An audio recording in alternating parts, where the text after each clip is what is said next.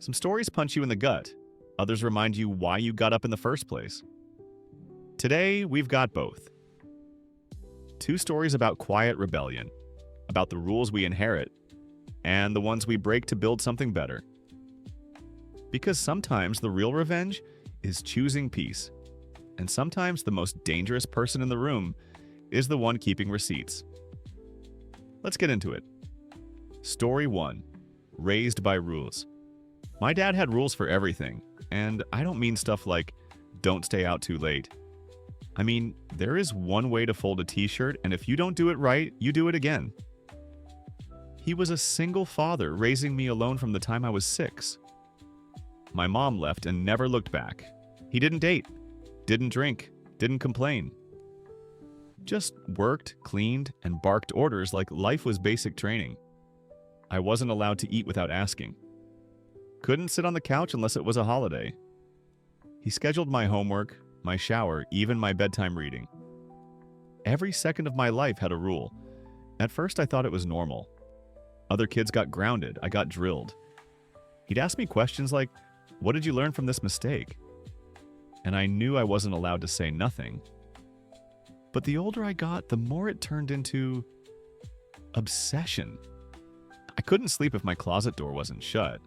I had to walk the same path to school every day. If I got thrown off by a construction site, I'd panic and walk home instead. I rewrote essays 4 or 5 times, terrified they wouldn't be perfect. I didn't know how to be flexible, or spontaneous, or human. By 17, I was burnt out, depressed, and getting reckless in secret. Skipping school, lying to teachers, experimenting with stuff I didn't even like just to feel like I had a choice. That's when I got someone pregnant, and just like that, the cycle restarted.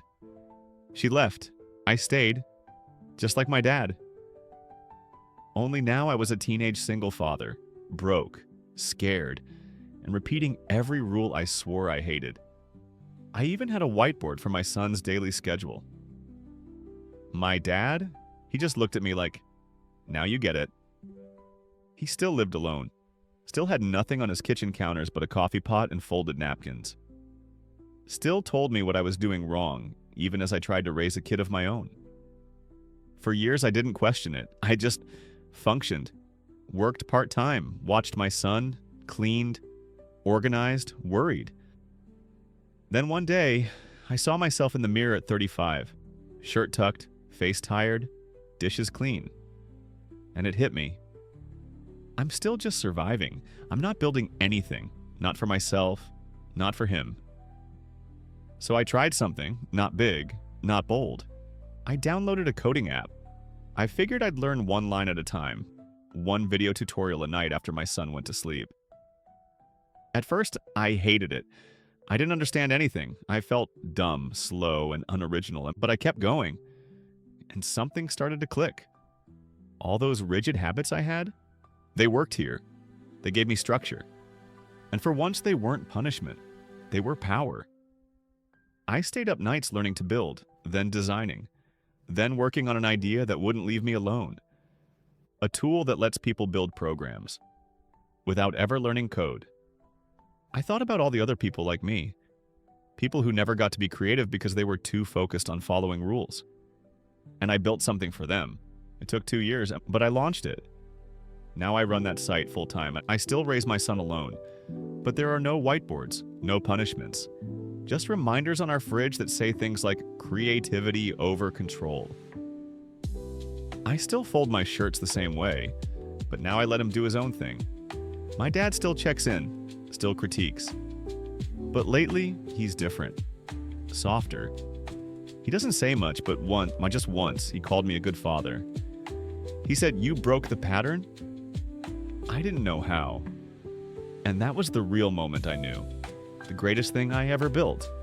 Wasn't the app, it was freedom. Story 2, betrayed at work. I used to think the worst part of working in a toxic job was the hours, or the pressure, or the fake team building days that no one actually enjoys. Turns out it's none of that. It's watching someone else take credit for your work, and smiling while they do it. My manager, let's call her Dana, was the kind of person who never gave you clear feedback. She'd ask for a presentation, then reject it with vague criticism like, "It needs more polish," or "This just doesn't have the punch I'm looking for."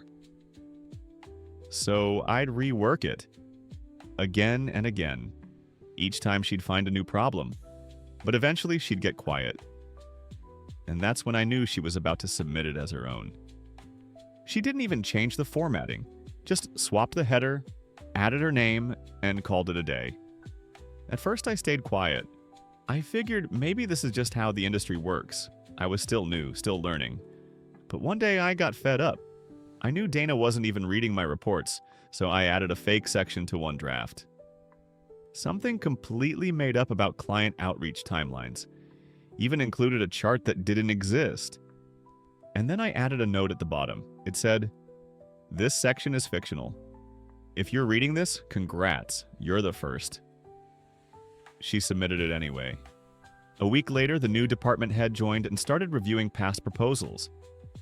When she got to that one, she asked Dana to explain the fictional chart. Dana froze. Said it must have been a mix-up. The department head kept pressing, and that's when she read the note at the bottom. She called me in the next morning and said, "I think you knew exactly what you were doing. Tell me everything." I showed her the document history, the drafts, the emails, the ignored suggestions. 2 weeks later, Dana was reassigned. 2 months later, I had her job. I didn't get revenge. I got promoted. Now I lead a team of my own. And when someone brings me an idea, I read the whole thing. Because the best thing I ever built in that company wasn't a proposal. It was a boundary. If you're listening while working, I appreciate you. If you've ever been overlooked, passed over, or underestimated, just know your story isn't over.